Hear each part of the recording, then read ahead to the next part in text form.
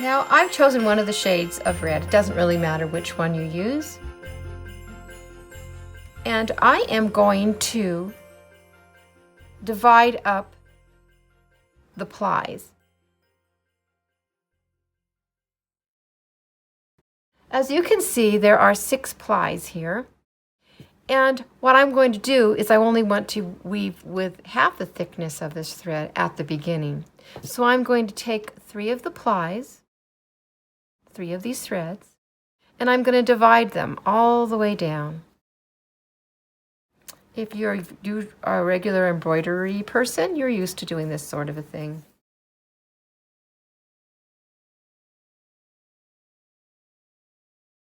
I'm just kind of letting the twist come out while I pull it apart.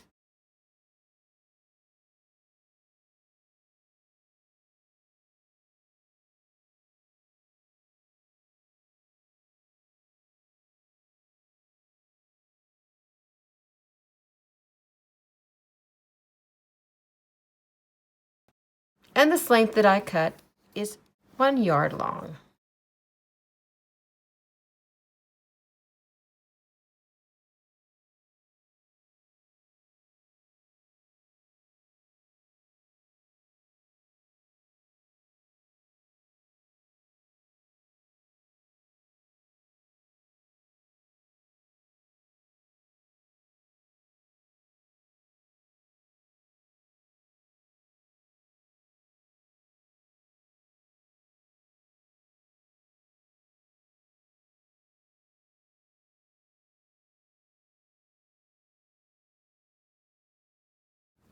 And I'm going to save the other piece for when I'm finishing my weaving. So we'll just save that for later when we're all done. And I'm going to thread the larger tapestry needle. This is the one we'll be mostly weaving with.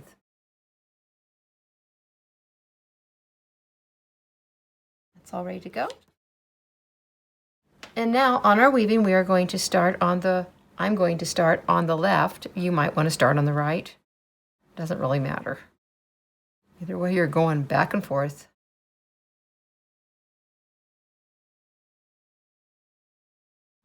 And I'm going to take this thread hanging here and just let it fall down. And I'm packing it in and letting the thread just go in between each one of those warp threads. So what I'm weaving across is called the weft. This is the weft. It goes back and forth. This is the warp. It's up and down. So I've woven 1 row across. Weavers call that a pic. Weaving 1 row is called weaving 1 pic. Now I'm going to return.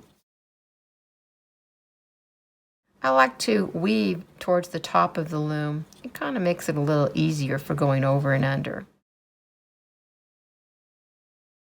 And especially if you're a beginner, you might want to check and make sure you exactly went over and under and you didn't skip over or under 2 threads.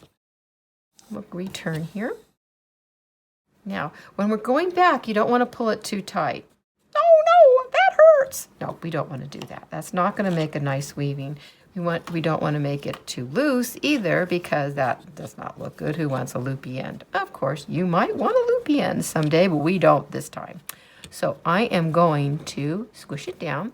If you like, you can use just a regular old table fork and pack it down that way. But I pretty much, with these small looms and small projects, I just use my fingers.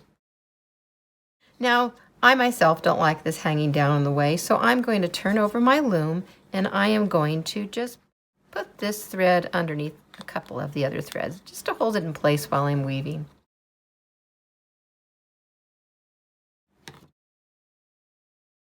Like I said, I cut a piece about 1 yard long, and that is what I'm weaving back and forth with.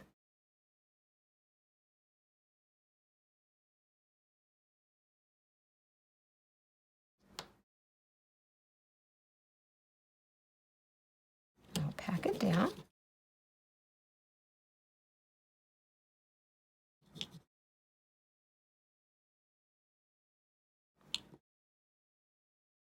And I'll do this back and forth for 10 rows.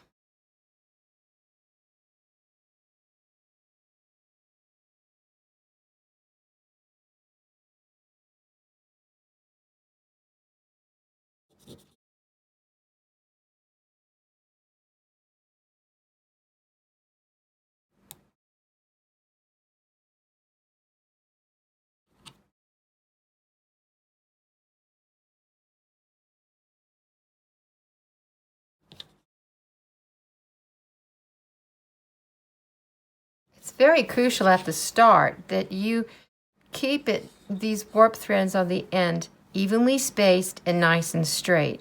Because if you start squeezing in now, it makes it even harder later on. But always remember, you are having fun. So just have fun.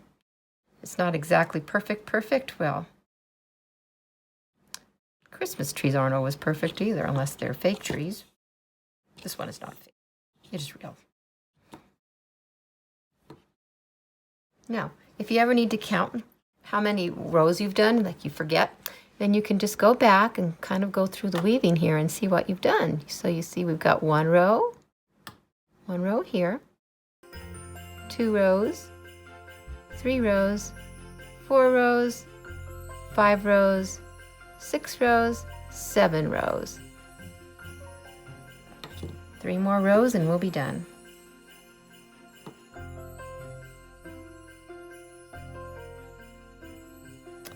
Okay, we've got 10 rows there, and what I'm going to do now is pack it down nice and firmly. And the next thing we're going to do is we are going to weave in one of these rods. Okay, so I'm just going to do the same thing. I went under on this one, so I'm going to go over on the next row.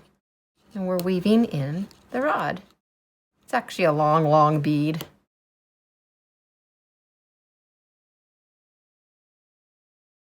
And pack it down really well. And then what we're going to do is get a new thread. This one was only 3 of the 6 strands.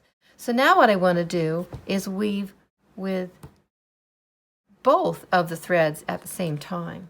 So I'm going to take this one here, and it doesn't need to be this long, so I'm going to trim it off. And it too is going to go behind these warp threads, just to hold it in place while we're weaving. No special technique here, just loop it under the threads. Okay, now I'm going to put this loom aside, and the next thing we're going to do is prepare our threads.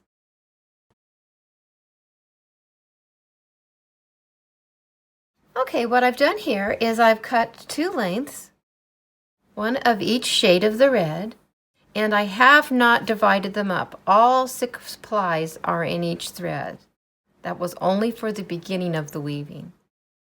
The reason why I had just the 3 threads, the finer thread weaving back and forth here, is because this is going to be folded underneath for the hem. So I wanted it to be kind of thinner, so it would be easier to fold back and it wouldn't add so much bulk to your weaving. So now we actually have 6 plus 6, we have 12 plies here. So just put the 2 different shades together. I kind of like a slight difference in the shades because you can't quite tell, but it just adds a little bit of a shimmer to your weaving.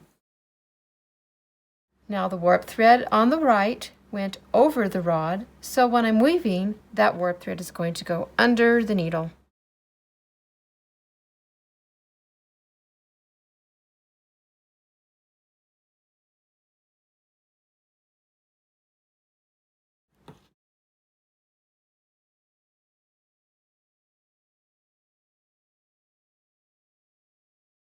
Once again, we'll just let this end hang down here and pack these down. It's a little tricky on the first pass because it's having to go over and under that rod too.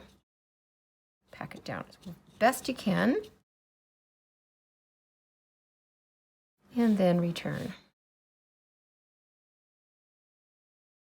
We will do 15 rows like this.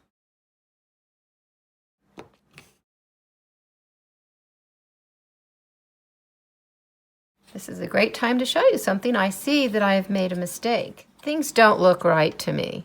Somehow or other it's just not looking right. And so I'm going to go back and see my mistake. I go through all my overs and unders, and as I continue down I see, oops, look what I did. I went over 2 warp threads here. So, no big deal. My joke is that weavers take out almost as much as they weave in sometimes. So I'm going to pull out this warp. I'm going to hold it down with my thumb over here, and I'm going to pull it out. Okay. And go to where I made that mistake. While I'm at it, I think it's time to hide this little guy back here. And now I'm going to continue to weave across.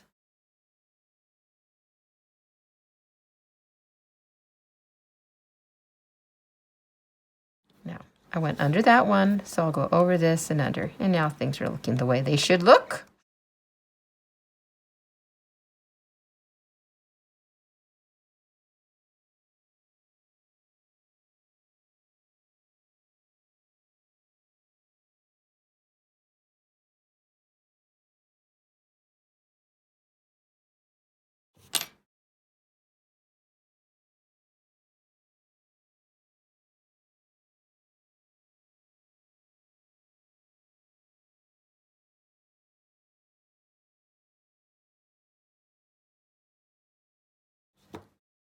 Now always be checking to make sure that your threads are nice and even, not one is getting more loose than the other through here. Otherwise you'll get an uneven weave.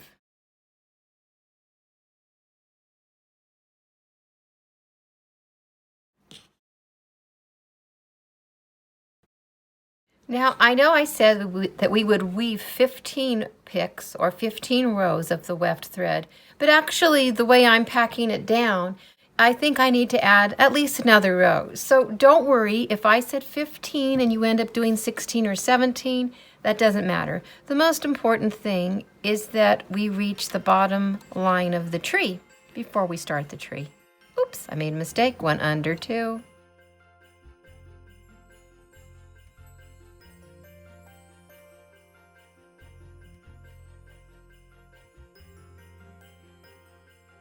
But you should have at least 15, because if you're weaving it so loosely that 15 goes way up to here, then you're not going to have as nice and firm of a little ornament. So I think this looks pretty good. I'm going to leave my red thread hanging off to the left here, and I'm going to get some of the green. In my next video, I'll show you how to start weaving the Christmas tree. See you there. You can get this kit in my shop, the Creativity Patch. And when you purchase the kit, you'll also get a link to the complete set of tutorials that will show you how to weave the entire project. Happy weaving! Thanks for watching! If you'd like to learn more about weaving, subscribe to my channel. And be sure to check out my website, the Creativity Patch. There's lots more things to learn there, and I've got some really fun weaving kits. See you there, and happy weaving!